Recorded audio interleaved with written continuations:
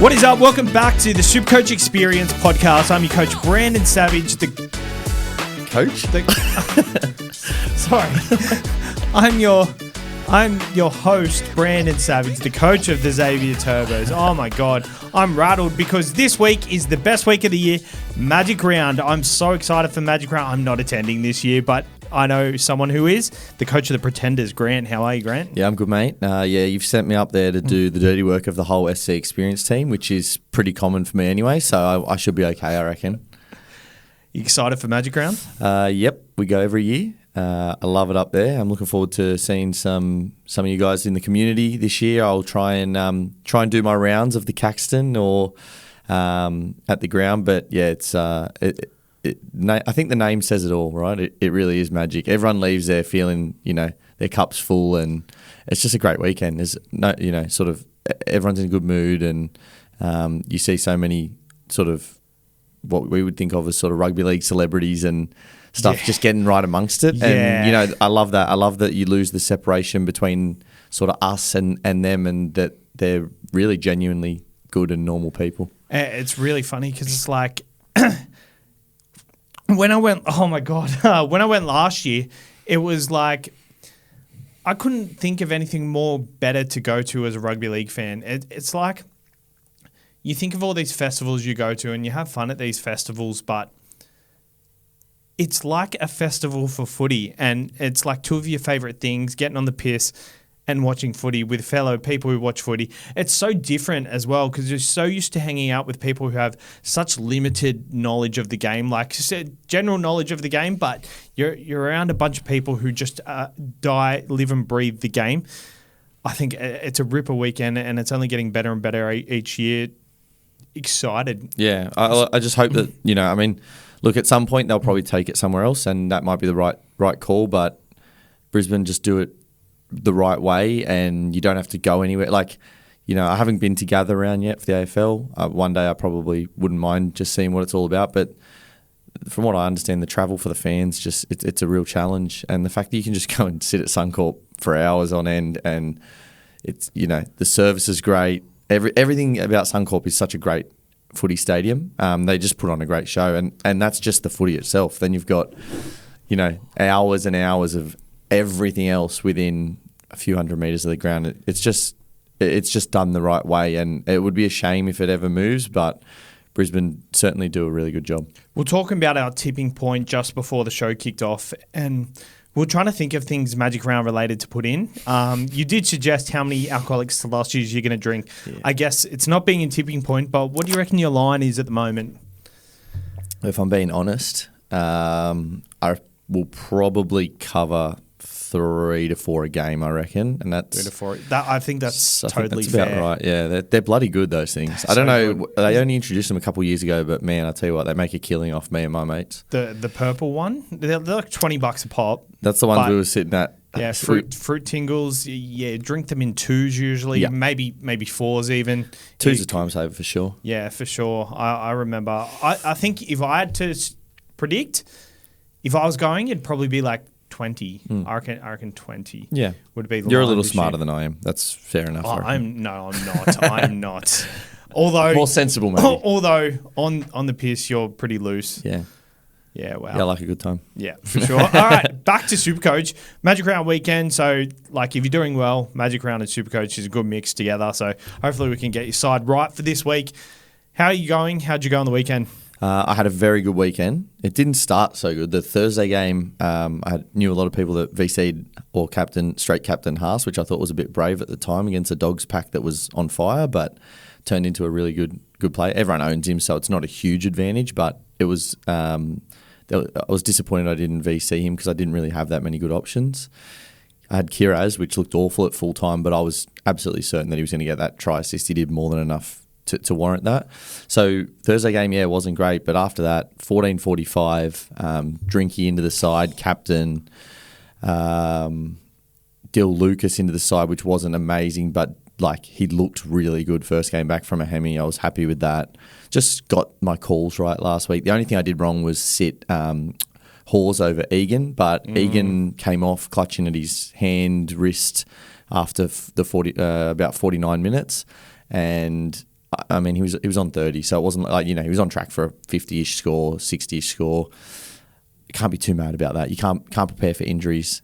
Great thing about the flex this year is people drop out anyway, so it doesn't really matter. It was a good week for me, and the first one in a while I've got my sit v starts right. So I moved up from nearly 14,000th to about 6.5K. So a good jump. Yeah. Happy with that going into the sort of heading into Origin. So 6.5K you went to? Yeah. So it was a good jump, but I know that you're probably itching to. No, I'm actually not, because I've already talked about it on the Sunday wrap. True. But what's your total score? Actually, I do know. I'm on 9799.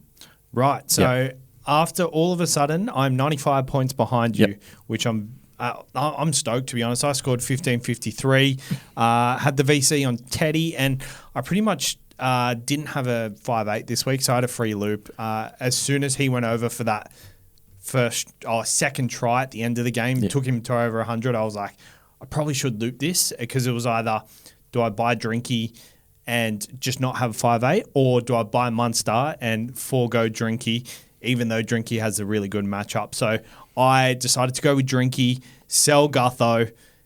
I already sold Gutho, but my plan was to sell Drinky once that happened, move Jaden Campbell to fullback and get Munster. If things didn't work my way and I decided I wanted to go Munster.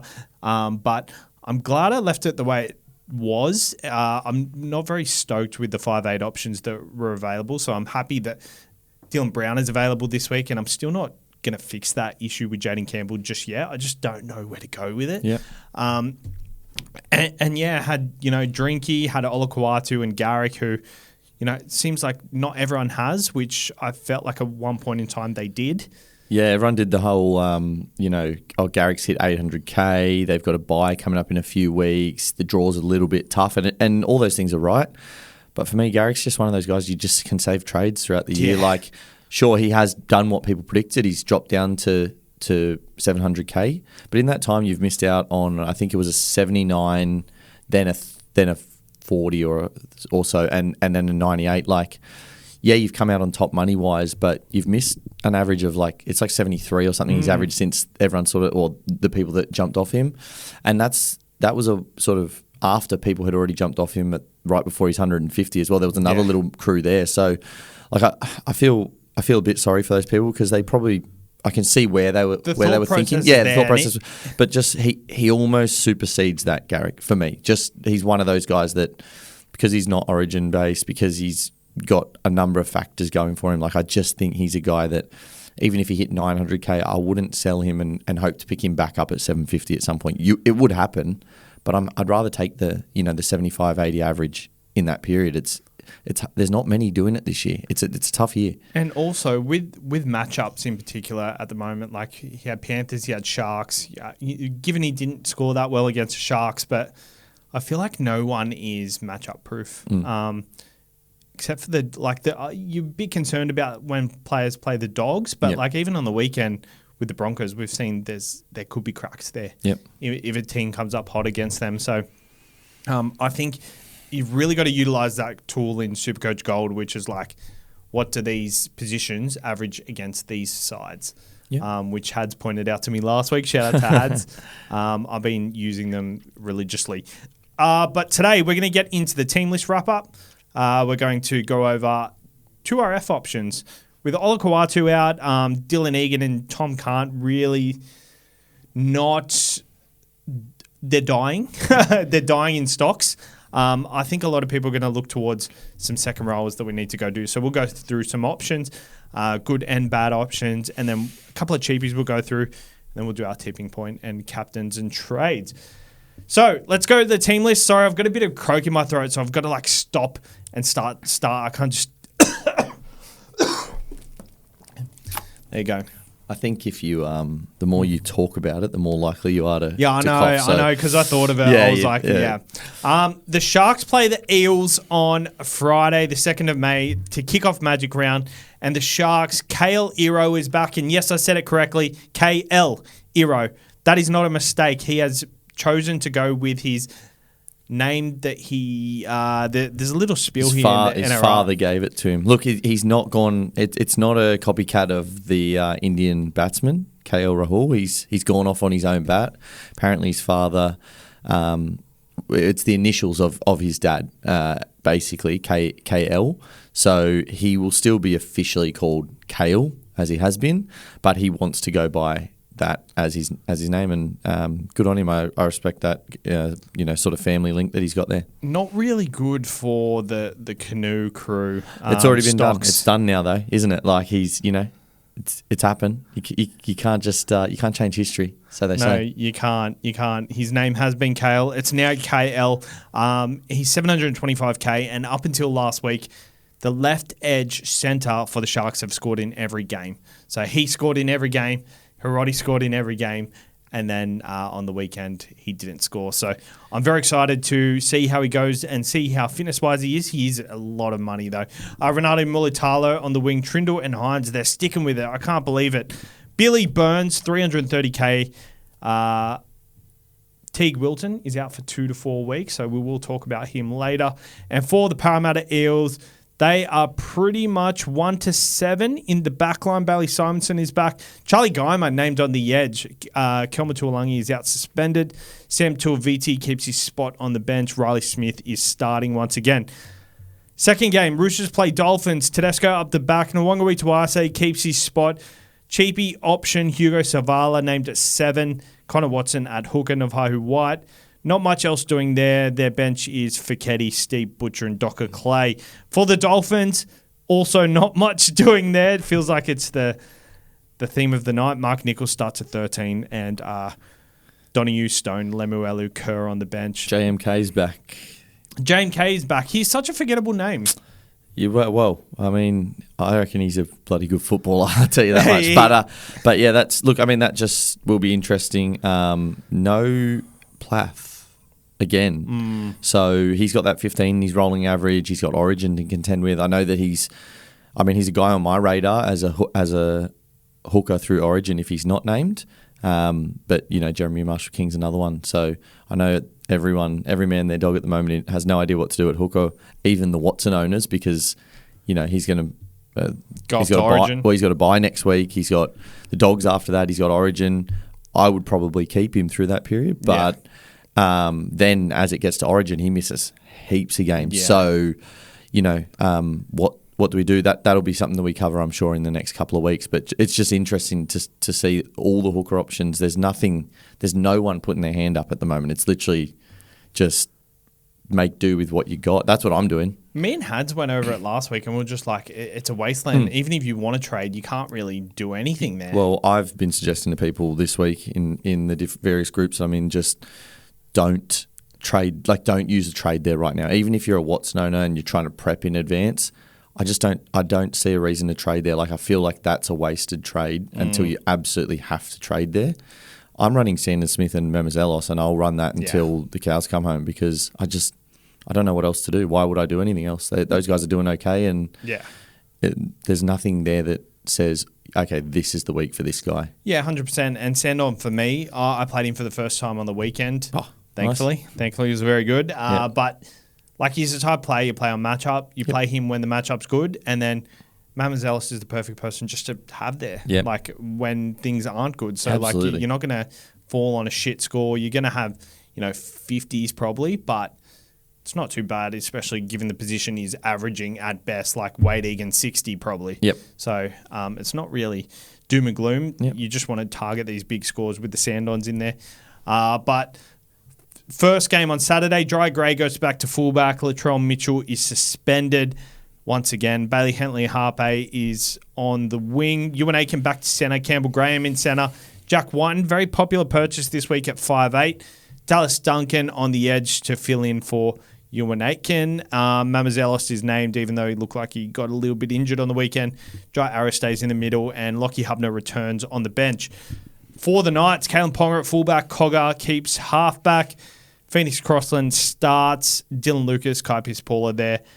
Tom Kant on the extended bench, which is good news. Yeah, it is for owners. Can I just, before we get to Tom Kant, can I just say you skipped over my 5/8 purchase last week, the mighty Jaden Sullivan. Yep. So the reason I want to touch on that is because it'll be relevant for people again this week. There's still lots of people with Jaden Campbell.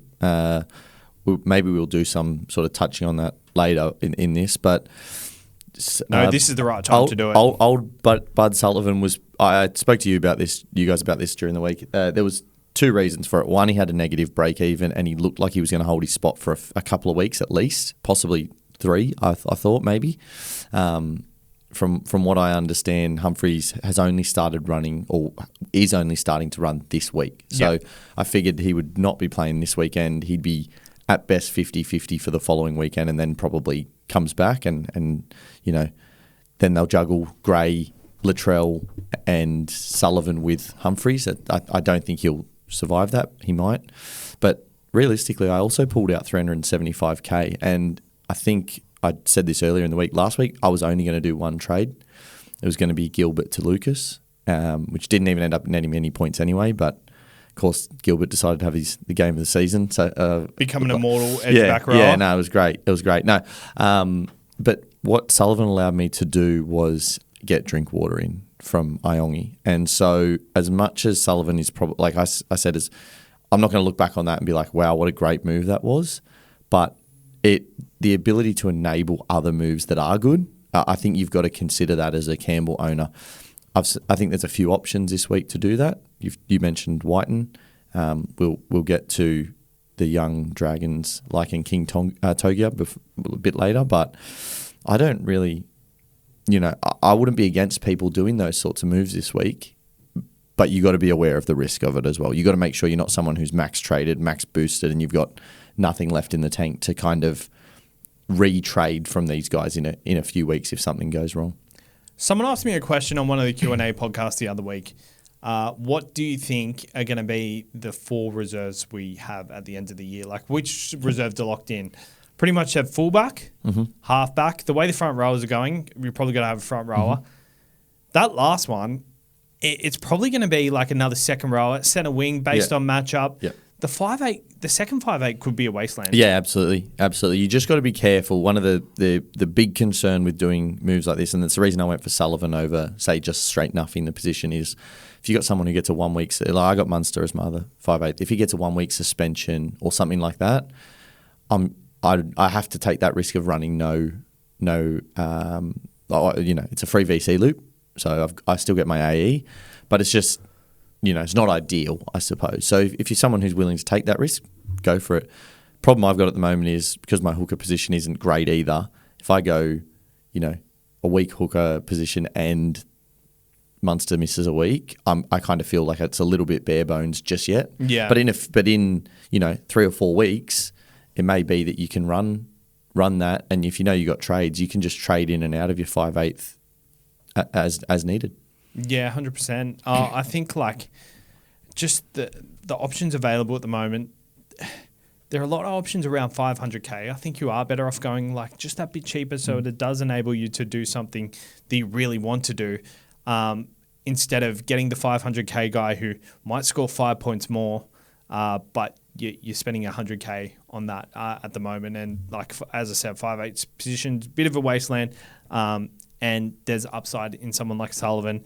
Whiten has a negative break even, so yeah. If I was doing it this week, I wouldn't consider Sullivan over those other options. Yeah. But I guess the point is, if you need to, if Campbell's your starting 5/8 and you don't really have a good backup, but I think everyone at the moment would have even a Brimson or a Dewey or something like that they can play as their number one in the short term. You don't have to get another gun. 100%. I just don't. I think it's not as bad as hooker at the moment, but it's certainly not let's all jump on 5/8s at the moment. So I think if you've got one playable one and then a cheapy guy sitting behind there, and that pulls 300-400k out of Jaden Campbell to make other moves, well, you'll make those points back up. I did it last week. I made it all up just in the drinky move. I do have to say, though, if you've already got Munster, I don't mind. I feel like Munster is a very good option, but for me, I didn't go it last week because I'm I like this one matchup, but then I get 2 or 3 weeks out of him, then Origin comes. if you've already got Munster, I don't mind like a Dylan Brown play or something like that. I think he's a decent option. I don't think he's an amazing option, and you don't need to happen. But if you want to get someone that you can plug in there for the rest of the year, he'll do a job for you. Absolutely. Well, the reason I went Sullivan is because now what my plan was, I will then move Munster to my buy cover 5/8. Yep. That was my plan, and I'm hoping it's Jaden Campbell in round 13 because that's when I think he'll be back.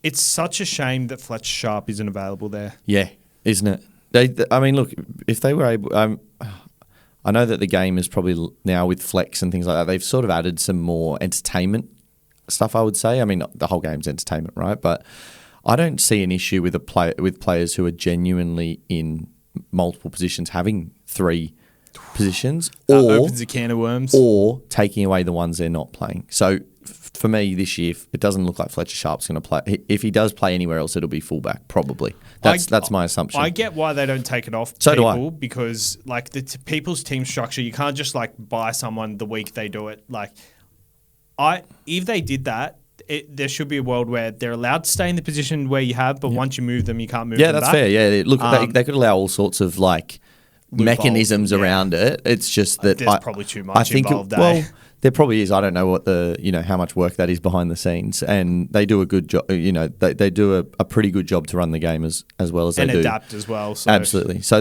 I just think what. I guess if the only thing stopping them is, well, we haven't done that previously, then you got to ask yourself the question, does that mean it's still the right way to do it moving forward? And I guess with them, this is why they are very tight on the eligibilities for dual position, because a situation like this happens. Even Jaden Campbell, fullback and 5'8", is playing halfback this year, so he should be available at 5'8". But like with Campbell and Fletcher Sharp, I completely get why they were given the dual status in the first place. Absolutely, yeah. There was no issue with where it started. It's just, look, I say that with my SuperCoach hat on, not with not with all the other things they've got to consider. So I don't mind what they do, but it would have been handy if he was available at 6. 100%. Warriors play the Cowboys at 5:30 on the Saturday. And Leka Halasima is starting on the edge. Aaron Clark in at number 13, and the bench locks up of Tamari Martin, Jackson Ford, Dimitri Valmunga, and Bunty Ofoa for the Cowboys. They are relatively unchanged. One thing to note, Kai O'Donnell was a late exclusion on the weekend. He's also not named in the side. He's on the extended bench, which is good for someone like Jeremiah Nano, who we will talk about at some point today. The Tigers play the Dragons in I'll be watching from the Caxton Hotel. Actually, you'll be watching from the stadium probably. I'll be in the stadium until it's time for me to make tracks to greener pastures. I'll try and watch the whole game, but worst case, I'll grab it on KO on the way back. It's easier to get out of that stadium before the end of play because it's a bloody nightmare trying to sort of get out of the area if you're going somewhere else, back to the valley or something like that. I actually left the Saturday probably halfway between the second game, 2/3 through the second game. Was that after you were with? I think you were with me in that game. And then we went to the Caxton, and I think it was a solid day because we watched 1.5 games of footy, and then they're long days, so I don't blame anyone who does. Yeah. Like I guess the great thing about Magic Round is it's a bit of play it as you feel it. Like it's missing 1 or 2 games across the weekend isn't the end of the world. You're there for that many and that many drinks and all that sort of stuff. Like it's a long day, so however you want to play it, I reckon go for it. I watched both Friday games last year. I watched every game, like at the Caxton, they've got on the big screen. Yeah, of course. I made sure I watched that. And my captain was playing on the Saturday night, but the Sunday was a bit of a tough carry. But the Tigers, so Lockie Galvin is in at 5'8", Adam Dewey at centre. Not much else here. But for the Dragons, Lockie Ilias is dropped for Lycan King Togia. How do you say it? I don't know if it's Togia or Tongia. I haven't. I guess it'll be one of those ones that gets cleaned up pretty quickly. Usually once they make the NRL, they make a request to the commentators, and the commentators get it right pretty quickly these days, which is really good, actually, to be honest. Yeah, for sure. A lot of people are asking about him in all of our chats, and I'm like, what are you talking about? Who's King? Like, you're talking about Max King, Josh King. This is the King we're talking about. Yeah, I reckon we go for LKT, mate. Makes it easier for everyone. LKT, I like it. And he is available at what position? 6. And 6. for some reason, and I don't really fully understand it, he's available at bottom dollar, but he played 4 games last year. For an average of? Like 28, but the point is he played. They rarely, usually... It's usually like 230. Yeah, or 215 and 230. There's two. Right. So I don't really... I mean, it's a good thing for us. I don't know if it's missed or something like that. I've seen players not play at all and not be bottom dollar. They would have played professionally somewhere else. If it's like look at the way... I get the Englishman. Yeah. No, they shouldn't be. And all rookies will start at very bottom dollar. All rookies into the NRL who haven't played a professional sport or game elsewhere. Yeah, right. Yep. Dylan Egan starts. He got injured last week, as you said. So I think Siver start. I'll probably sit on him this week and just see what happened with that. Because, but if he's fit enough to play for this week, maybe they just kept him off. Like maybe the injury wasn't that bad anyway, but because he sort of did it and we were out of the game by that point, maybe they just went, we'll keep him off now. We got Luch who can play that role. Yep. The Titans play the Bulldogs. First game on Sunday. Jalen DeGroot at fullback. Brimson and Weaver in the halves. We've got Fodawaker, Campbell Gillard starting. Chris Randall starts on the edge. Tino at lock. Cleese Haas on the bench. Isaac Fasul Malawi. Arama Howell. Josiah Pulu. And Dave Fafita on the extended. What's going on there? What is the Dave Fafita has been relegated to the reserves as Coach Des Hasler looks to spark his side season? Yeah, I mean, I watched as a drinky captain last week, watched the Cowboys game pretty closely. Yep.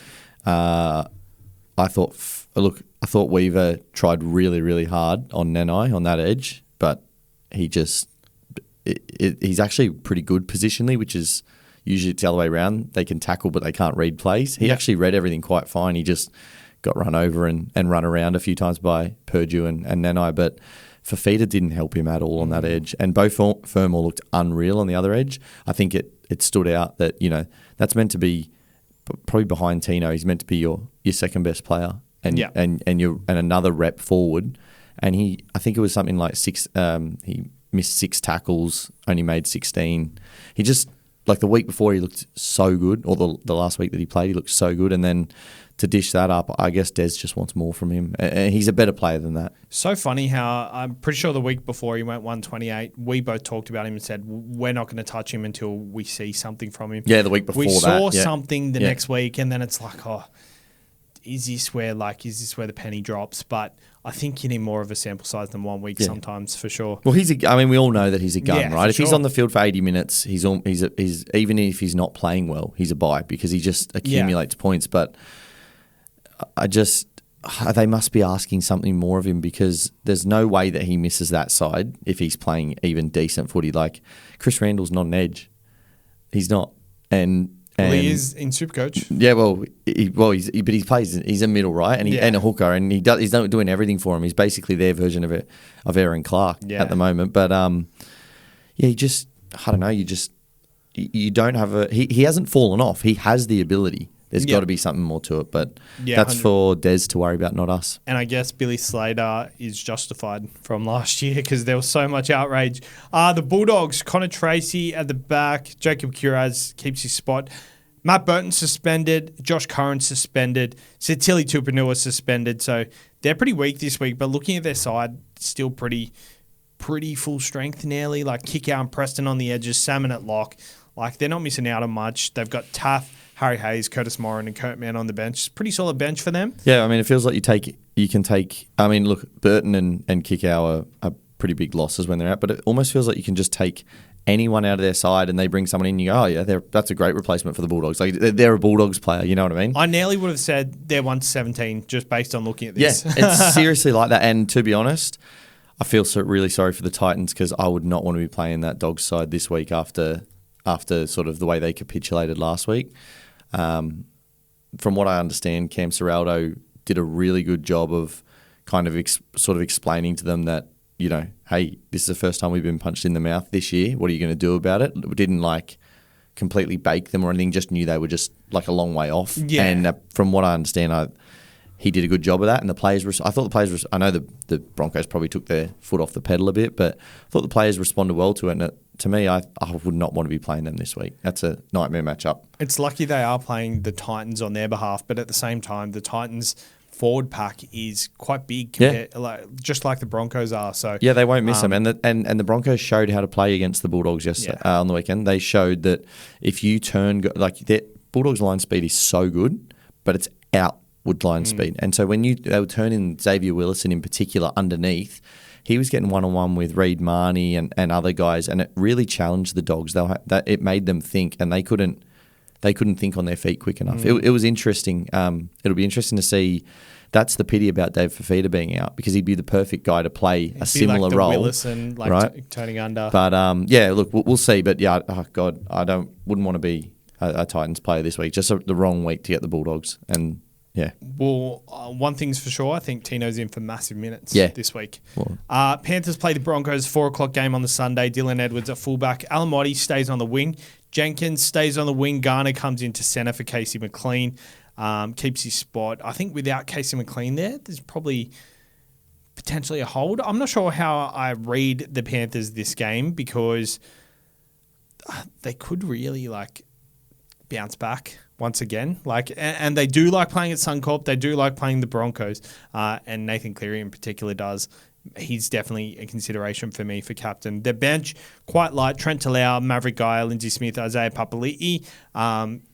Scott Sorensen is fighting a judiciary charge, so bold of them to name him for this week. It'll be interesting to see what comes out of that. I tell you what, the bloody judiciary, they'll need 2 days to sit and listen to all the charges this week. 100%. Crazy. The Broncos line up very similar to last week. Cobalt fullback, but Xavier Willison starts on the edge. I think we are doing a bit of second row chat later in the episode, but I think we will speak about him because he's at the kind of very juicy price.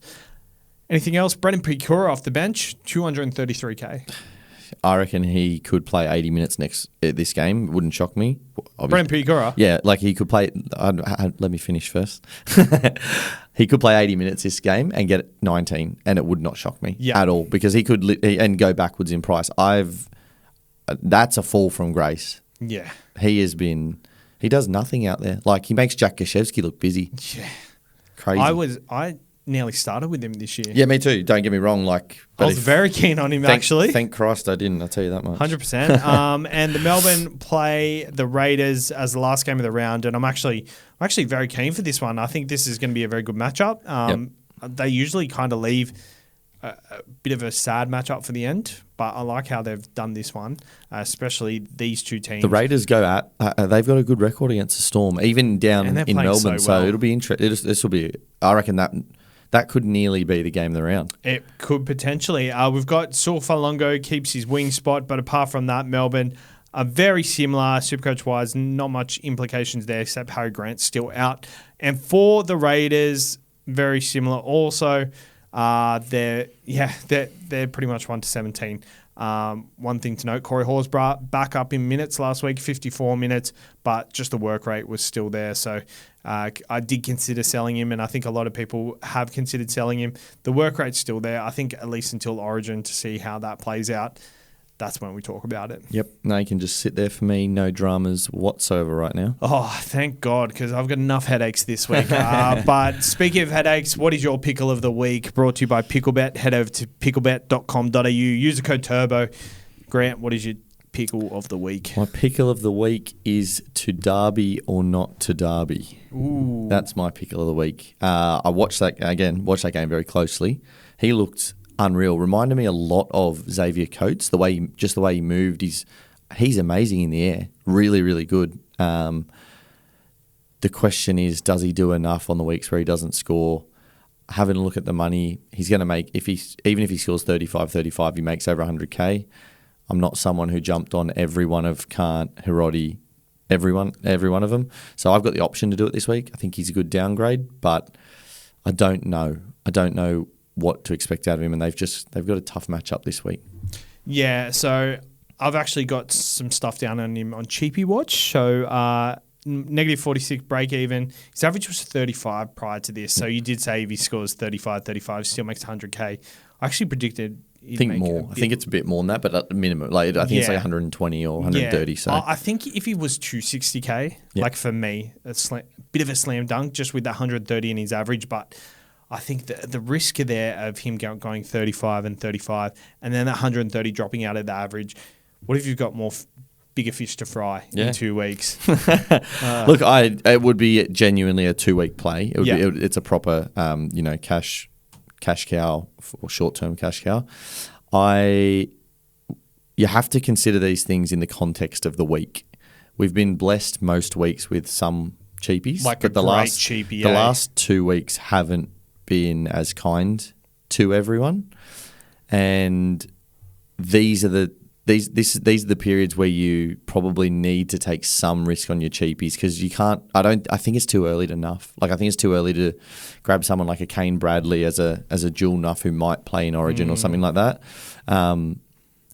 2 weeks ago, or 2 or 3 weeks ago, everyone was looking at Xavier Coates quite heavily after his 140, and he was like 150k more expensive. Now, I don't expect, he plays for the Storm, and the Storm's attack's a lot better, but I just think that there's probably more positives to it, but enough to keep me questioning myself for sure this week. There's just if there was another really good bottom dollar cheapie coming through, I'd probably wouldn't even think about it. But I think he could be a 500k player in 2 weeks, and then you've got another stepping stone to Origin guys. Yeah, so he pretty much scores a try and then he becomes 500k pretty much. So I think that's also the good thing about it. I did miss on the team list on the wing Corey Allen for us, for St George. Yeah, he's made his way back. So instead of Sione Finau. So Sione Finau is not in the extended at all. Yeah.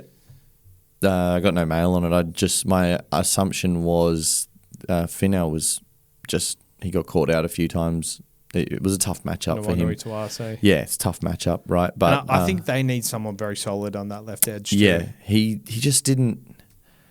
I think we expected a bit more of him carrying the footy out of our own end, and he wasn't busy. So, look, Corey Allen is a lot of things, and he's been tried in about 5 different positions, but he's busy, and so we'll see. It's good. It's good that he's back. He had a pretty long layoff from that injury, so hopefully he goes all right for my Dragons, but God knows. Queensland Origin winning fullback. He is, so the comeback is on 100%. My pickle of the week is just what way I go with my trades, to be honest. I am quite thin in the departments this week with Garrick and Olakau'atu out on the bye, so I've got to fill in my second row with an Egan potentially, but I do need to buy a second rower so I don't have to play a Lockie Hubner, Charlie Geimer, or Tom Kant isn't even selected You mean the Eels starting edge back rower, Charlie Geimer? Yeah, well, exactly. I cannot trust playing Charlie Geimer, that's for sure. I'm with you. I don't blame you. That is my pickle, whether I go a cheaper option at second row, and at the moment I'm selling someone in the centre wing to someone in another position that I'll talk about in trades, but that's my pickle of the week. Do I go the cheaper option, not have to sell this more expensive person, or do I go a solid option in second row and sell this expensive person? So we'll talk about it in trades, and I think you'll be quite interested to hear what I have to say. All right, let's go to the second row options that we're going to target. Obviously, with Olakau'atu out, Tom Kant gone, Dylan Egan very up in the air. Second row is light this week for me, for everyone at the moment. Britt Nicker is at the top of my list. 555k this season without last week. He averaged 56.1, and prior to 3 weeks ago, he averaged 60. He started the season hotter than he started in seasons previous, and the matchup is good this week. He's playing the Parramatta Eels, who are ranked 13th defensively to edge back rowers. So I like it, and I think we're all going to be targeting Britt Nicker at some stage. I think the price is right, 555k. Yeah, his break-even's a little bit higher. It's 82 at the moment. I'm pretty sure. That's what I remember. I'm sorry. Did I get it right? 90, sorry. It is 90. So ideally, a lot of people would wait a week, but the matchup's good for me. I think he's a really good purchase for the price. Yeah, look, Britt Nicker has been pretty much the same guy for God knows how many years now.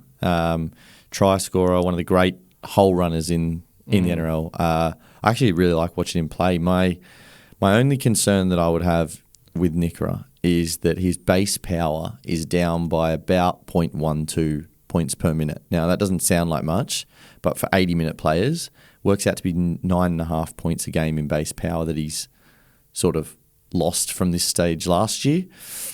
Positives this time by round 14 last year, he was only averaging 55. So he then went on that pretty crazy run for the back half of the year and ended up averaging 70. So he's proven he can do it. The issue, I did talk about it with Mikey just in relation to that, where he averaged 55 up until round 13. Yep. Compared to last year, this is a bit early. Like, he really started going on his run once he scored that first 93 in round 8, and then he scored 70, 57, then came back down to like 42, 52, 44, 62. But after round 14, he really hit the ground running with 120, 79, 92, 96. Then a couple of low ones, and he finished the season with a bang. So is it too early for him, or is it the right time? Because he really started getting those really lower scores out of his game by round 8 last year. Yeah, look, I don't know the right answer to that, but what I do know is last year he scored 9 tries for the season and averaged 70. He did have some, I think 5 try assists or so. He's already had 5 tries this year. Wow. Like, that base power, that 9.5, nearly 10 point per game base, that's a lot of points to make up with extra attack. Like, he looks. He dropped a ball on the weekend, an unders ball from Hines, where there was a massive hole that he was running into. He would have just had to palm off one edge defender, and he was gone, and he just dropped it stone cold. So there's opportunity there. Last year in that run, he didn't have a game under 44 base power. This year, he's hardly had a game over that. Like, his base power is just... It's just down, and it's not where it was at the back end of last year. I don't know if, he does always go, his run always starts at some point around Origin or during Origin. I don't know I wouldn't say it's too early. I just haven't seen enough of him yet to say, let's jump on. Anything to do with Trindle really getting his hands on the ball too much? Because Trindle missed kind of this part of the season last year. And it's where he started really kicking on his run. So Trindle came into the side later in the year where, he wasn't really the dominant guy last year, but this year he's obviously just taking the ball every time. Well, I wonder, and I haven't done I'm looking at it right now. When did Nico Hines miss last year? Because he missed quite a bit at the back end of the year when Britain was going on that run, I would imagine, without... Britain Nikora actually played really well when Nico Hines was out of the side. So if you have a look, so Hines played a mixed bag, but most of the games up to that injury in round 12. So he got injured in round 12. Then Nico played Hines? 15, 17, 8. That was after when his confidence was shot. Yeah, and then he wasn't in the side from 18 to 26. So those games, so 18, Nikora scored 92, 96. No, he did score. He did get a 120 in a game that Nico played as well. Like, it was. I'm just having a look at it, going, is it Nico related? Yeah. To me, it doesn't very look similar. It looks similar. So I can't. I don't know. I don't know what's happening. He doesn't look unfit. He doesn't look hampered by injury or anything like that. There's nothing that's come out in the media. It might just be, he's scoring tries. Like, he's involved in the game. He's just not scoring as well as I'd like to see him scoring for SuperCoach. Yeah, 2 tries for 87 the other week against Canberra Raiders, which is quite concerning, actually. Yeah. But for me, he's that type of player that does score tries. From what I'm seeing, he's hitting that line hard still. Like, I don't see him scared of contact or anything. Yeah. It's different when you're relying on a player to come back into your SuperCoach side, and we have these players every year. Like, if you don't have Kuraz, if you don't have Garrick, like, these players are going to deliver, even if they're out of form at the moment. But it's always concerning when you see them scared of contact. And there's no signs of that whatsoever. No, he's not that type of guy, right? I think it'll coincide with really teams just falling off and just missing those 1%ers. As the year goes on. He'll definitely... I mean, look, if the Sharks can work their attack out, that's the other factor, right? Like, if they looked a little better, I'd probably be fine with it. But, I mean, you mentioned the 2 tries and a line break for 87. He also had... He's in the first 3 games, he scored 3 tries and had 2 line breaks and was averaging 62. Like, that's not like him. Yeah. That's my concern. But positive, he scored 5 tries in 8 games. Like he's clearly involved, and that's not everything has to be about base power. Like he's an attacking guy. You want him for his upside. So yeah, he doesn't play Origin. I think he's a perfectly fine buy. I think he's a safe buy. I think people are going to be targeting him at some point anyway. Yeah. Runs at Charlie Geimer, who laterally, I would assume isn't good. No, he's not. Very lateral. You don't on have the to edge. assume he's definitely not. So depending on whether they get Dury out there to start instead of him, he plays the first game, so you can wait and see there. Yeah, you'll have a good chance. But if Geimer stays there, then I'm all over it for sure. Next option here, Beau Fermor, one of the most traded in players this week. 5,000 people have already traded him in prior to recording. 553k, negative 18 break even. The thing I do like about Beau Fermor is there's money to be made. He's very solid. Like he is a very solid Supercoach player. When Kieran Foran comes back and comes into that side, that's going to be very positive for him. Negative, potentially plays Origin and could get shifted out to centre. I think his scores at centre directly correlate with his bad scores of the year compared to playing at second row. Definitely, yeah, and he's a try scorer. He's got a great duel. Problem was, it would have been really nice if we got him off a 70 or so, at just around that 500 mark. It would have been much nicer for everyone.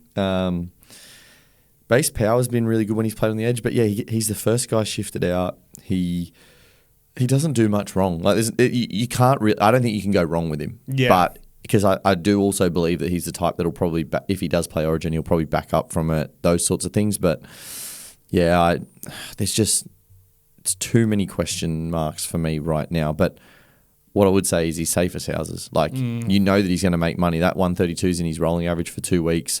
You can own him at least up to Origin, so you get at minimum 3 weeks out of him, and he's a bloody good footballer.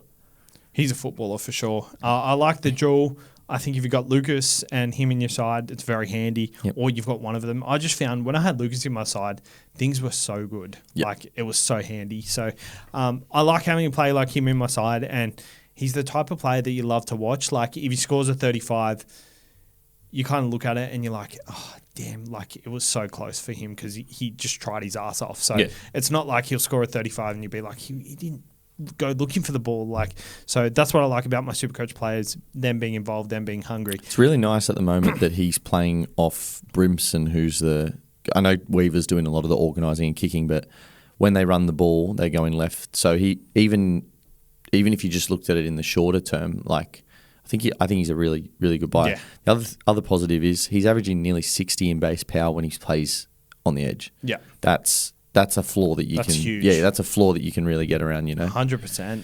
I guess the problem is he played half of his games in the centre at the moment, so that's where his price is so low the way it is. Aaron Clark, 577k, 3-round average of 78, average of 63 minutes in the last 2 games. That's significantly jumped since Dylan Walker has come into the left the side. He is that guy. He had a try assist on the weekend. And it just feels like with Fisher Harris out of the side as well, that's correlated with, they're going to rely on him for big minutes and it's going to keep happening. Yeah, no, and you're absolutely right. Funnily enough, he actually didn't have a significant jump when Walker first left. Like he did have, I think it was about another 5 minutes a game. But with Fisher Harris out, they've really relied on him. Like he's become the go-to guy in there, jumped up at like 15, 17 minutes a game since then. He's always been a really good footballer when he's allowed to play that roaming 13 role. He was never as good at 9, and I think that's just because it's a more challenging position to play. But he is potentially a really good buy. I'd be wary of how long Fisher Harris is out for. I think that's where he'll really get those bigger minutes, and then once Fisher's back, it's back to sort of 50-ish minutes, which is still enough. His base power is like 1.2 this year. It's unreal. I guess potentially after playing this role and showing what he can do, maybe the minutes do kind of like stay up a little bit higher. I wouldn't expect him to be as high as they are, but maybe somewhere in between. And you got Barnett maybe playing Origin. Yeah, like that's true. another thing as well. Like there's again probably along the same lines as Fermor, but with the added caveat of he will not play Origin. Yeah. Aaron Clark is your, safe option, probably the safest option of the week. I feel like in my SuperCoach side at the moment, we've got so many safe forwards that I just want to take a little bit more risk in who I've got around them. If the front rowers weren't so good this year, I would think that he wouldn't I'd be all over him, same as I would have been all over a Couchman or a Lindsay Smith, those types. So, did you watch that game on the weekend? Which one? The Warriors game? Oh, sorry, on Friday. Yeah, I did. What did you think of how he played? He's in everything, isn't he? Yeah, I just thought he was involved in everything. Yeah. And just I love his ticker. Yeah. I just love how he tackles everything and he gets involved with the ball. So I love that they've replaced Jazz Tavanga with basically just a better version of Jazz Tavanga. Younger, fitter version. Yeah, exactly. It's unreal. I love that. And to be fair, Jazz Tavanga has played really well this year. Played really well at Manly as well, especially yeah. moving back into his preferred lock position at the moment. I haven't put Jazz Tavanga on this list, but I did notice he was 350k with a negative break even. Yeah, they got the buy, so maybe you guys can save it for next week. But definitely something. That's okay. Just definitely something for you to consider. Jot that down in your notes for next week. Keon Kalamatangi, 532k. No origin potentially, 54 break even, playing Newcastle, who are ranked 12th versus second rowers. We know what Keon's like, and he went on a tear last year. I guess the only issue is he's on the edge this time, and the halves are chopping and changing. So will he get that good ball? Oh, it's $1 million question, but I don't see it right now. I don't. I think that for me to consider him, I would need to see at least a patch where Humphreys, Cody Walker, and Latrell are all fit, and then maybe that left edge back row role would look really juicy, but. Yeah, at the moment, I'd actually prefer him to play in the middle if I was going to buy. If he moved to lock, I would pick him in a heartbeat, but it doesn't look likely. He lost some weight this year in the off-season. He looks really good, looks really fit. Just Souths are just trying to win the game, through their defence mainly, and he's just not the guy right now, I don't think. Yeah, I scored 2 tries, had a try assist this year, averaging about 25 points in tackles, and his runs are significantly down, 18 points in runs. Last week, 12 points the 2 weeks prior, 26 points against the Roosters, so that was significantly up, but 14, 15, 11, I just want, you need to see someone like that have more runs because he doesn't score as many tries as Britt Nickera does, so you really need him to go looking for that work. So 532k, maybe we can rely on a bit of a bounce back because he does have a bit of an easier matchup this week. In the Newcastle Knights, but that being said, their edges are pretty solid too. Yep. Running at KPP, who's probably the weaker defensive. Yeah, but that's not. I mean, look, he's actually a pretty good defender as well. He does miss some tackles, KPP, but he's one of those guys who probably misses a couple because he goes looking for he'll make the extra effort out of marker and get pushed off, but he'll pressure look for the contact. Yeah, you know what I mean. He'll make an sort of an effort miss rather than a lazy miss. So, but yeah, I mean. It's a tough call. Lucas and KPP is a pretty decent back row combo. Yeah, exactly. Very good back row pairings. If only they could score points. Well, the Knights. That needs a whole podcast in itself to talk about them. For sure. Ewan Aiken, 557k, 102 break even. I put a line through him straight away. He's named at centre, so I'm not looking at him there. Jeremiah Nanai, 554k, has the Wires and Penrith. 72 minutes on the weekend. That's a significant jump from his 48.8 minute average the weeks prior. So there is upside there because he is based on that average pretty much. Yeah, he got a bit of a price rise last week, but 72 minutes, if we can expect that going forward, then he is undervalued. Yeah, well, it's almost like what do you trust Peyton and does Peyton trust him? He's actually in contention probably straight away off the back of that for Origin again, but his club coach doesn't even fully trust him at the moment, and that's the thing. Nanai doesn't. He's another one of those guys. He doesn't really need the minutes necessarily, but you want minutes when you're buying guys. You want them to have the opportunity to have those extra minutes. You want guys that their coach trusts them. As an owner of a SuperCoach player, you want to know what you're likely getting.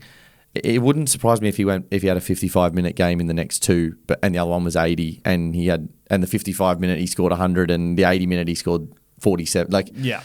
it's nothing to do with what he scores. It's just I don't know if Peyton trusts him at the moment. Yeah. And he looked amazing, but he was up against probably the weakest defensive position for a back rower exactly. in the thing. So, and has the Warriors this week, who have definitely been very Much good. better. They'll have a good supporter base at Magic Round this year. So always do. Yep. I think, I'd probably avoid. I'm not really a Nano guy, to be honest. I've owned him a couple of times in the past, and he can go on like amazing, like Nickera type streaks. Yeah. But I think he's At least the with- type of guy, though. He'll always be a pod. So like, you don't need to have him. the thing that happens with some of these guys is people see the break even and think I have to have them now. Yeah. Like, there's a very good chance that and sometimes you get on right at the start of a run. But sometimes it's, look at Angus Crichton last year. People didn't get on him immediately, and then you're on him a week or two later, and you didn't miss out. Sure, you missed out on a score or two, but you then held him for the season. But you had that certainty of, okay, he's definitely got that 80-minute roll back and Robbo's trust. You know what I mean? Yeah. Like, I think Nana is a guy who, honestly, at some point in the next 6 weeks, could be at a price lower than he is right now, or similar to where he is again, where he's kind of had a couple of fluctuations, and you might miss one score in there or something, but I just don't think he's going to just get out of reach. Like, you're never going to completely be able to unafford him. Yeah, 100%. That's all I got for like gun second rollers at the moment. I look for that 550k price mark. I've got some cheapy options that we'll talk about in Cheapy Watch. Well, I got one for you. Yep. I would like to bring to your attention Kai Pearce-Paul. I love Kai Pearce-Paul. Yeah, so at the moment... I've looked at his stats very closely now, too. I think there's a lot of caveats around it, including the Knights being poor and you're not wanting to have 5 Knights in your team right now. I think he's not really a renowned try scorer as much as he's got like the big body, he looks like a guy who should just crash over twice a game. He doesn't have that at this stage of his career. He's also on the Knights non-preferred side, but his base this year has been unreal, his base power. His base power in the last 3 games has been 65, 69, 64. He's locked into that right edge role, can't. He not only came off the bench last week and didn't steal minutes off either edge, he is now out of the team. They trust those two guys. AOB trusts both of them to play 80 week in, week out. Yep. I think that he's at least worth consideration. He's a little bit more expensive than some of the guys in there, and he's already made a bit of money because of those really strong games, his last 3. But I'm heavily considering the Knights have a very, very good buy period draw. That's who I'd like to bring to the table. 590k. He hasn't had any major attacking stats, only 2 try assists throughout the year. So, I think that right edge is much more preferred for him. It just seems a lot more natural than the left edge last year. So for a right-handed player, and not all of them prefer it, but for a right-handed player, you're carrying the ball in your outside arm on that right edge, so you've got your left hand free on the inside if you're outside your defender. And as a big guy, he's massive. He's so tall. It really helps him to keep people that long distance away from his body. Both of his try assists this year have been keeping people away from his body. He's had he didn't have any offloads on the weekend, which was a bit of a surprise to me, but still 64 in base power. Yeah, well, New Zealand's a tough, actually, sneakily, a bit of a tough place to throw offloads because their stadiums, it's always dewy, right? And I don't know if that was an instruction from them or not, but the week before that he had 5 offloads. The week before that he had 2 offloads. He is offloading with now that he's got that arm free. So probably an instruction then. Right? I think so. I think it's just a bit of a freedom next to him and Gagai to just cause a bit of havoc on that right edge because they don't have Cogger's not going to carve up any teams there, right? So Cogger's job's probably to get them early ball and let those 2 boys make something happen. I don't think he's got as much upside as some of the other people that you've mentioned, but English guy, great buy coverage, great base power. I think he's worthy of consideration. He's been in my trade plans since late last week as I'm in the same boat as you. It wasn't my pickle of the week, but I do also have 2 RF issues, and I think he's pretty solid. I mean, as I said, his base power has been over 63 weeks in a row. It was 55 in the first game. He did have one game where he got sin-binned where he only had 38 base power as well. So, I'm not saying throw that out completely, but you can understand why that one was maybe a little bit lower. I think your point on the offloads is very valid, and it's a direct correlation with how the conditions have been. So West Tigers had two effective offloads in round one. It was a day game, first game of the year, so you can forgive for not freeing the arm every single tackle. Didn't have offloads the next week versus the Dolphins, which was a night game, a little bit dewy. The next week versus the Tigers, he played against the Tigers. Yeah, because he got a couple of weeks. He got suspended. Yeah, he missed a couple of weeks. So against the Tigers, once again, day game. Two offloads there. One effective, one ineffective. Yep. Last week against the Sharks, it was a day game once again. 6 offloads. 7. Sorry, fuck. Feels like 10 offloads. Was it? Where's your math? Sorry, That's 3 not 10 offloads. 3, 4. Oh, yeah, sorry, 5. Sorry, because I'm trying to work out how many is by the points they've done. Yeah, so last week in the Drury weather, no offloads, and their draw over the next couple of weeks. They've got 3 p.m. game against the Rabbitohs, so the offload will be out. Yep. 6 p.m. against the Titans at McDonald Jones, so it could go either way that week. 6 p.m. is a lot darker than it has been at the start of the year. Yep. And then 6 p.m. against the Eels the following week. 5:30 against the Panthers at Bathurst, so it should be nice and warm there. Bit of offloading happening there. Yeah, and look, that's what I want to see. I want the attacking stats, but can I just say any Knights player from now doesn't have a bye until round 18? Nice. No Knights players have a bye. Nice. So you've got a heap of coverage through that period, not just the major buys, which I know everyone plans for them, and I don't want to go on a spiel about it, but the major buys are actually pretty easy to cover.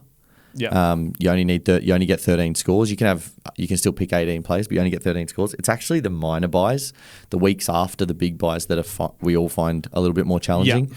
There's 2 reasons for that. One, there's still a number. It's a smaller number of teams, but it's a decent wedge of teams, and usually they're guys who played the week before. Mm.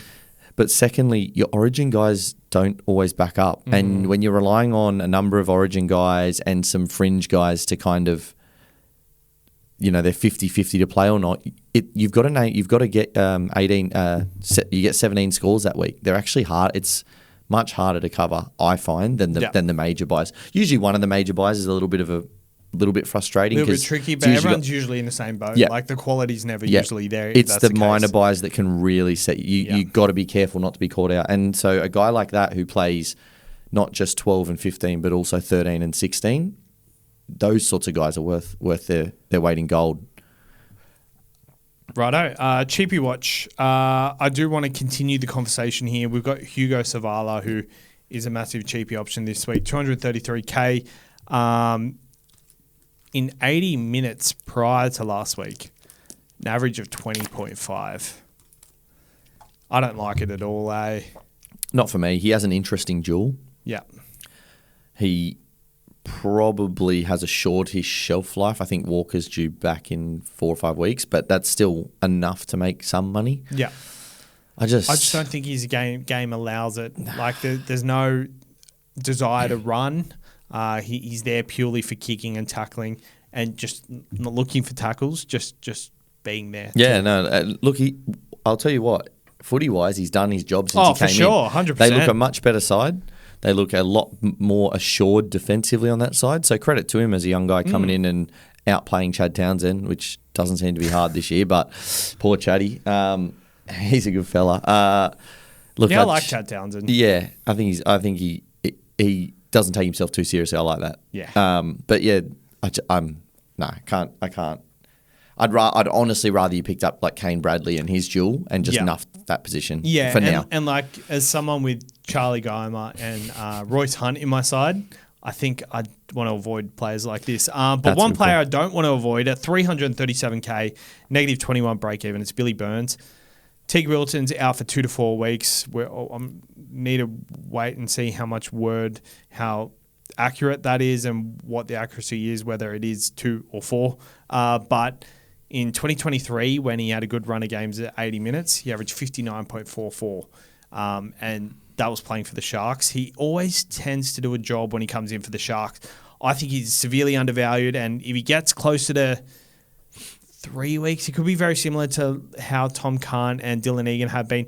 Given I wish Tom Kahn and Dylan Egan kind of kicked on a bit more. I think we still can give Dylan Egan a bit more time. Yeah, I think Dylan Egan's role is very different to Kahn. I think he's won. Like, I still think he's won that role. Yeah, for sure. But with Tom Kahn, like that could be what we expect from Billy Burns. But I hope we get a bit more out of him, and I'm confident we can. Yeah, no, look, I think you just need to wait on information that comes out, because if you've got on Kahn and Hiroti and now Billy Burns, like and if you want Darby, like you can't have everyone in that 2 week jump period unless they're like minus 70, minus 80 break even, which is sort of can't miss. Yeah. Yeah, I don't know. I don't know what to think about it because Wilton's already missed a week, and this is only the first week that he'll make money. You probably ideally want him to play at least another 2, and he may only play 1. Look, I saw on the NRL side earlier that it says Wilton's due back round 11, but you can trust that side about as far as you can throw it. I don't know. I don't know what to tell you, Savs. Like, I think from a pure SuperCoach perspective, he's got as annoying as it is, because he was a dragon at one point. He's got a decent game for it. He's got the game for it for sure. I just don't know if I can trust another guy who's going to end up in the same situation as Carlton Hiroti. And if he does end up playing well and sits on the bench or something like that, like he shouldn't, and I don't think he will, but he's just another jump where you've got to use another trade in 2 weeks. Like, you do want to keep building your cash, but how many is too many of those guys? If you're someone who hasn't bought them or hasn't really jumped on every bandwagon and you got trades to burn, go for it. Take your risk. Well, I have, and this brings me to my pickle of the week. I'll tell you what my situation is, and tell me what you think feels better. So you want Dr. Grant to fix this, is that what you're saying? Let's just say this is my SuperCoach therapy episode.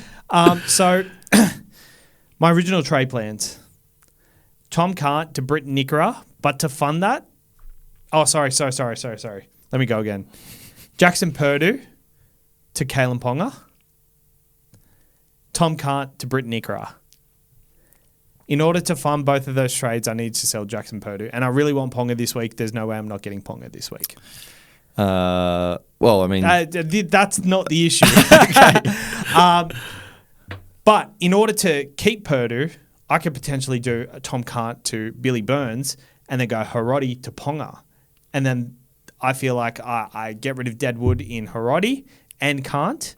I get a moneymaker in Billy Burns, and I get my Kalen Ponga, and I get to keep Jackson Purdue. Still has a low break even. Still yet to be determined whether he's going to kick on after that big 100 score. He's looked very good, so I don't want to sell him too prematurely. Yep. But I just think the Billy Burns trade just allows that, and getting rid of Hiroti and Kant, they've done their job. They've made their money. It's a way to do it. and like I get, like, I've done all these short-term plays and all that sort of stuff, but they've made their money, and they've also, like, you've got to keep the ball rolling.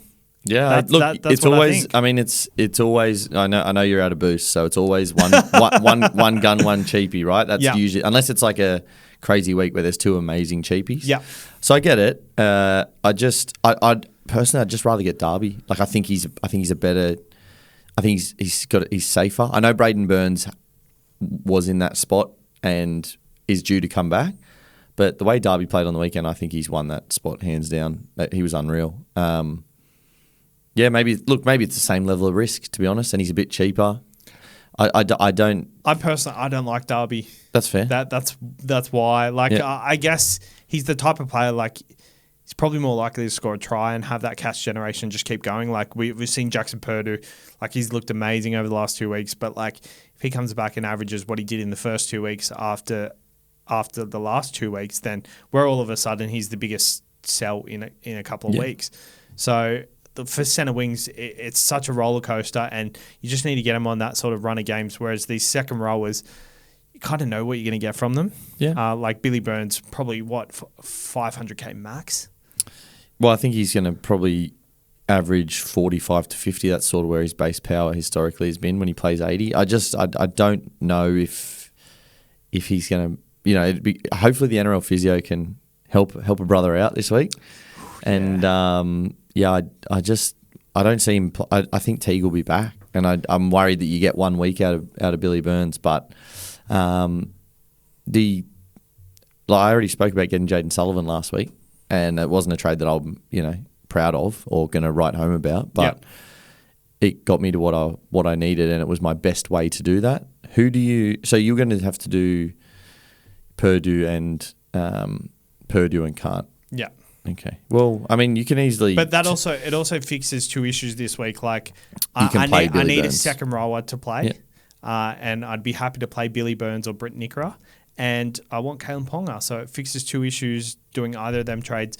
That's why I'm not doing like the 5-8 play this week. No, it's fine. I've been a KP owner for the whole year pretty much, and I wouldn't recommend him. I just haven't seen enough from the Knights, but I know what you're like with these. When you get that idea in your head, and it's better off that you do stick to it because it's worked for you regularly in the past. It's starting to work again this year at least. Like the moves I made last week, like Tedesco, to me, Tedesco was such an obvious trade in. Yeah, so and you said the 2 weeks thing. ago, like I honestly, and I know that he didn't quite go gangbusters the week before, but like it to me, I don't own him, and it's the one thing that I just couldn't time getting him in. Like I had to get Drinkwater last week because I couldn't afford Teddy, and it worked for 1 week. But as a non-Teddy owner, I'm shitting myself every time he plays because he looks so good Supercoach wise again, which is exactly what he did last year. Exactly. If you think Ponga is the right go, look, I'm not against it to the point of saying that's outright ridiculous, because the other option is sort of like a Derby type, and he's not exactly, can't miss either. So I think you just need to be aware that if Billy Burns only plays a game or two, that you're probably going to have to look at another 2RF. You might have to resolve your 2RF issue. Oh, you got Olaquatu coming back, don't you? Yeah. Yeah. Okay. Exactly. Well, that's with that safety net there, it's probably okay. Exactly. But also like Lockie and Britt Nickera right now and Kalen Ponga, like two guns in, like, because Purdue, he's he's going to be a sell at some point, right? But he's playing good enough that you just don't worry about selling. Maybe he's a sell. Maybe he's like the Cowboys have they don't play 12, but then they go all the way through the buys. Pretty good draw. Not entirely unaffected by Origin, but mostly unaffected by Origin. Yep.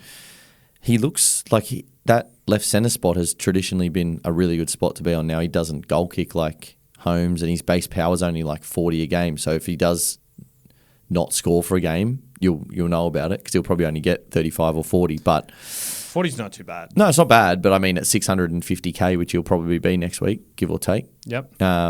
It's not pretty to have a guy that whose floor is 40 and whose ceiling. Sure, he did get that big score 2 weeks ago, but I don't think that's going to be a regular occurrence at left centre for the Cows. But he also got 88 the week before, so and 51 and 67. They are targeting him. They are targeting him in attack, right? Like he gets him and Tuolangi are getting heaps of ball. So the question is, I don't want to sell him. I've got him, and I don't want to sell him. Yep. But he is also the type of guy who you go doesn't goal kick, base power of 40 at 650k. Like that means he has to average 25 points a game in attack. Yep. Is that going to happen? Like, do we have a track record that says that definitely will happen when you've got, a Herbie for 70k more? Like, I get why you'd go up. Look, I wouldn't be trading him to Ponga this week. I'll tell you that much for free. No, I'm actually a bit standoffish about the Wires matchup. Like, I think tough. The Cowboys have been up for a long time, and the Wires just last year, they shocked Penrith. With the Wires are a nightmare matchup at the moment for anyone. They really are. Yeah. All right. Before we get into our trades, shout out to Carl McGrath. If you want to get your tax done this year by someone trusted, get Carl to do your tax return. He'll legally maximize your tax refund, whether it's just a basic tax return or accounting for things like rental properties, capital gains, or on share trading or crypto trading. Carl can help you out and record everything correctly. No job is too big or small. If you have individual tax return right through to businesses, run through company, partnership, or trust, even self-managed super funds, Carl can help you out. Being a small business himself, you can directly speak with the owner. He will do the work for you. No work is done overseas or done by junior staff. Carl does everything himself. No matter where you are in Australia, Carl can help you out using FaceTime, Zoom, and he can help you no matter what situation you're in. Some of Carl's clients he's never met in person, even though they live in the same suburb, so distance isn't an issue for him. Being small, all his overheads will go straight onto the clients. If you need a basic tax return, Carl can do it for $110, but for more complicated stuff, he'll sort you out with price. Just mention the show when you do call him. Give him a call on 0401 044 839 or head over to his Facebook page, which is in the link in the description. Grant, what are your trades? Everyone knows mine. I am, at this stage, going to go Hubner to Kai Piss-Paul. Ooh. Yep. And Jenkins to Derby. Not a must. I don't have to do that, but it's just where I'm at this stage. Hubner off the bench, 371k, 55 break even. He could plummet very quickly. Yeah, he could. I would actually rather. I've got Jack Gashevsky just sitting there doing not much. I'd rather sell him, but I just don't quite have the cash for that. But yeah, I mean, I'm not terrified of selling Hubner either. Not now that Arrow's moved back to the middle. Yes, that's probably the big. That's the massive thing. I know through Origin that he may get rested or whatever, but I don't think the Bunnies have the luxury of resting. So good chance there could be a late change. With Ewan Aiken playing centre, there's a good chance Arrow moves to the edge for Duncan. Duncan comes back to the bench. And Hubner could start. It could easily happen. If they're full strength, Aiken is nowhere near the centres. Yep. And they're not. They are getting those edges. Like yep. Munro's slowly coming back. AJ's just re-injured himself, but he's coming back. I think there's enough guys there that if they're healthy-ish, Hubner's a bench guy. Yep. Currently, I've got my Billy Burns trade in. Still got Purdue on my side, so that'll change probably during the week. Yep. I don't know, because I am keen on Nikora. I'm keen on Bo Firma as well, so yep. Bo Firma could be one. But I don't know. I just think having Ponga, Billy Burns, and Purdue is better than having Nikora / Firma, Ponga, and Harodi. Yeah, so I'm not against those moves. You've made sense with them. I don't love them. Like, it's not a move that I don't think I'll be brave enough to take Billy Burns on right now. But if something comes out that says Teague Wilton's had a setback or he's definitely not back for a fortnight, then yeah. Yep. 2 weeks is enough. I think two weeks would exactly. be enough. So 2 weeks from now would be yeah. 3 weeks from the injury, which is probably on the later side of what we've learned. So hopefully we get 2 weeks, maybe one more. Let's see. I know you're not touching 5/8 at the moment, and that's a good thing. What would you think of people? I know people are trying to access that cash for from Jaden Campbell. What would you think of people going to Lycan this week straight away? No games played this year. Having known that he's played an 80-minute game in the NRL, he's also if you have a look at his, I don't know if you got stats up, but his stats are okay. His New South Wales Cup stats are pretty good. He averages over 60 in New South Wales Cup, but Cup's a huge step to NRL, as we all know. Yep. What would you say to those people? I mean, it frees up nearly 500k, but yeah, where are you at with that? I get it. Injuries going to make it awkward, though, if injury does happen. I'd actually be pretty confident he keeps his position, just because I feel like Lockie Ilias hasn't really done much there. Well, he's actually... He had a couple of decent games. He had a couple of good try assists the other week. He's only needed for two things, or sort of 2.5 things, right? Organising and kicking, you can batch that into one thing, but it's a bit more than that. And to bloody defend. And our right edge defence has been horrendous.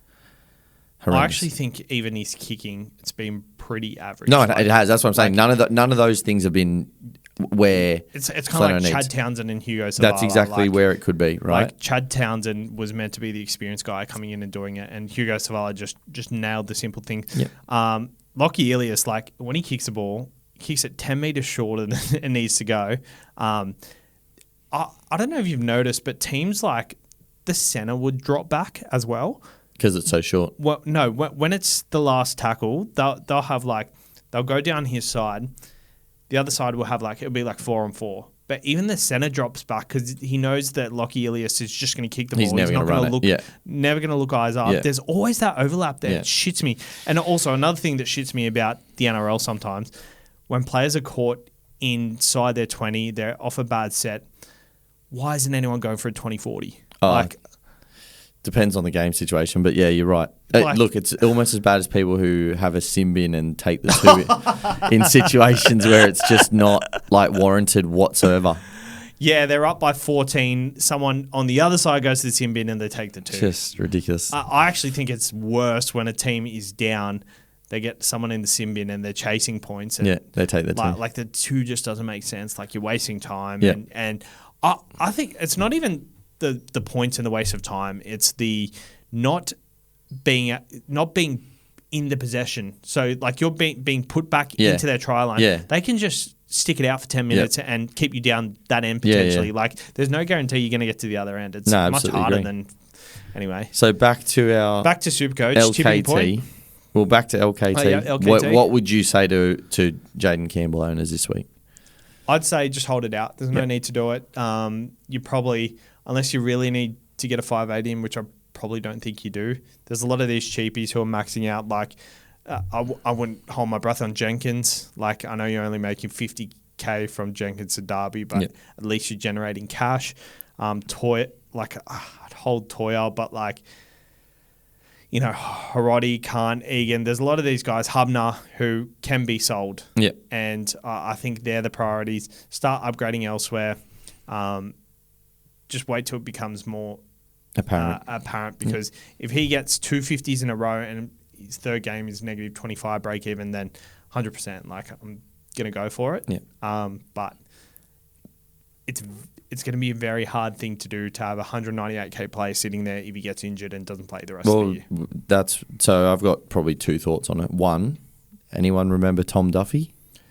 That was a nightmare to try and fix for a lot of people. Luckily, we had the hooker. We had a couple of... Well, you have the hooker duel, right? So the hooker duel, and also there's Jamie Humphries. Exactly right. So lucky, we got a bit lucky there. But that was at the start of the year. Correct. A bit easier to do that sort of thing. That's point number 1.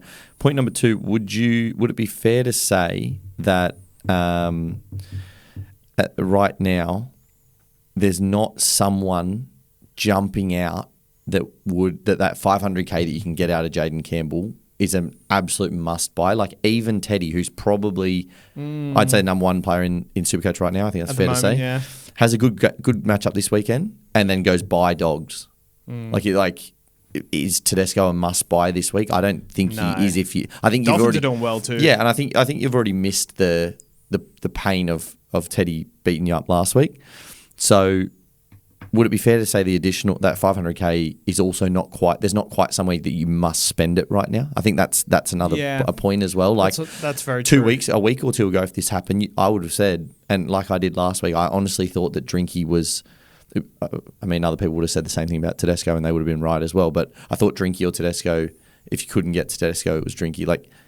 They were musts, or it felt like they were musts. Not, for a variety of reasons to me that those guys are known high 70s plus average guys who you can really bank on as captaincy options and stuff. I don't see it this week. And I guess everyone's got the front rowers. If you don't have the front rowers, then that's a different story.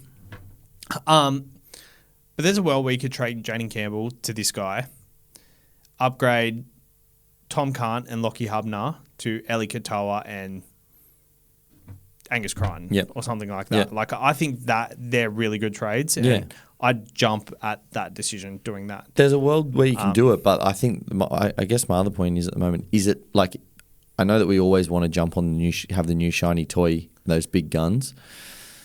Is it a must do this week? Is there anyone that stands out to you? I know people are jumping to Drinky and people are jumping to Dylan Lucas. Do you see anyone that is not can't with miss these matchups right now? That's right. Even last week, I was kind of looking at it, and the captain options didn't look great, did they? Yeah, I thought Teddy was a standout to be honest, and then I thought after that, I thought Drinky was good in the dry because it was going to be dry, and the Titans are the Titans. Only dry game of the weekend, but That was really what I thought. And you can always bank on Haas or May to get you, say, 80. So, Yeah. But yeah, no, I mean, that's the other thing to think about when you're doing this. Like, it's great to have 500K. It is. We all want it. Like, wanted to have saved Jaden Campbell for this week. But, like, do you have to do it? Nah. And I don't see a guy this week that says, hey, miss me at your own peril. That's it's all. kind of like round two or round three, Nathan Cleary against the Roosters, where do you remember the Roosters were just decimated and it was like... It looked like he was going to get 1 billion points. Yeah, I do remember. I think that's the kind of week where you're like, okay... Have to have him. You can do that sort of move to fund it. But I feel like lately, if you're going out of your way to make these sort of trades, the people you're selling to these guns that you're getting in, sometimes the people you're selling are scoring more. I did it last week. Prime example, I sold Tom Gilbert, which looked like the right thing. You know, he'd gone sort of early 40s.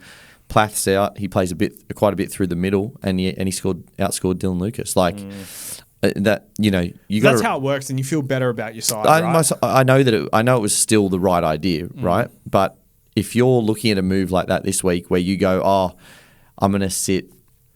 If I do make this move, I'm going to sit Billy Smith or something like that, and then Billy Smith comes out, scores a try, and gets 70 odd.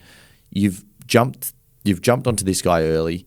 You've forced a trade in where you've got no huge benefit. Like, I guess that's my view on trades. I know that there are weeks where I would say to you, if you can get this person in, the LKT trade makes 100% sense. Yeah.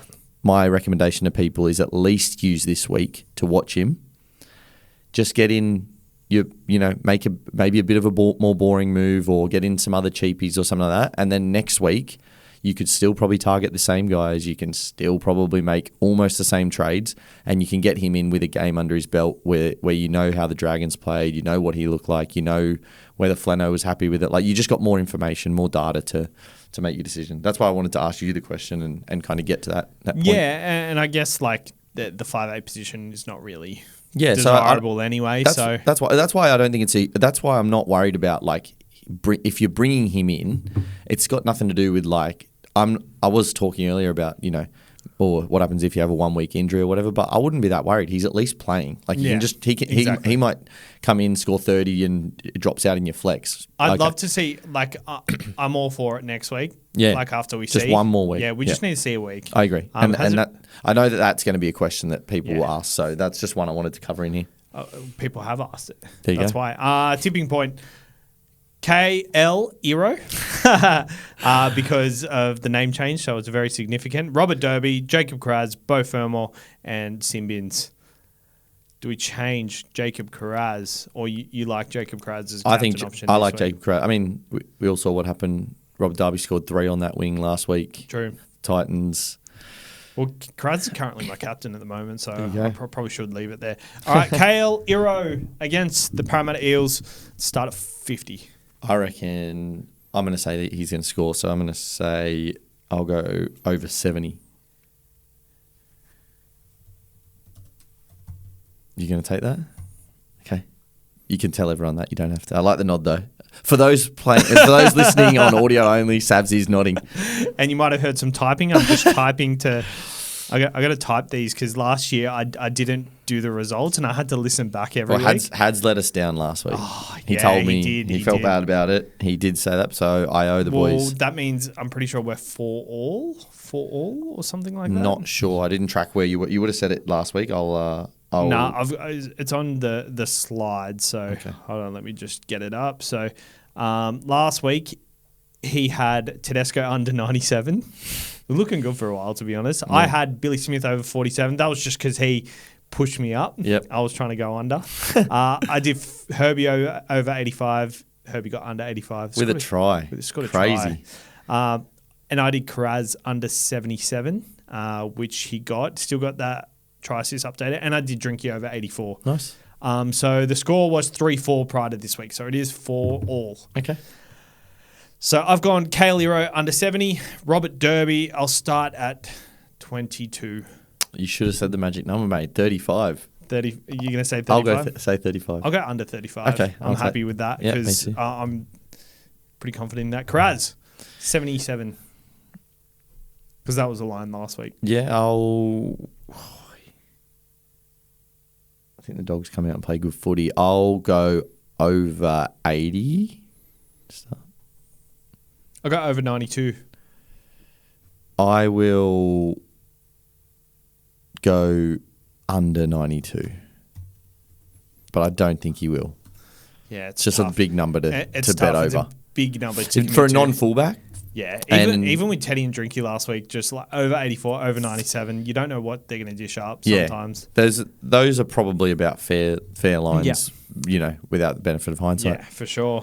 Both firm or? Do you want me to set the line? Oh, yeah, you can. I'm going to say over 55. I'll go over 62. I will go unders on 62 with no confidence whatsoever, but I think that's about right. Yep, I agree. Right.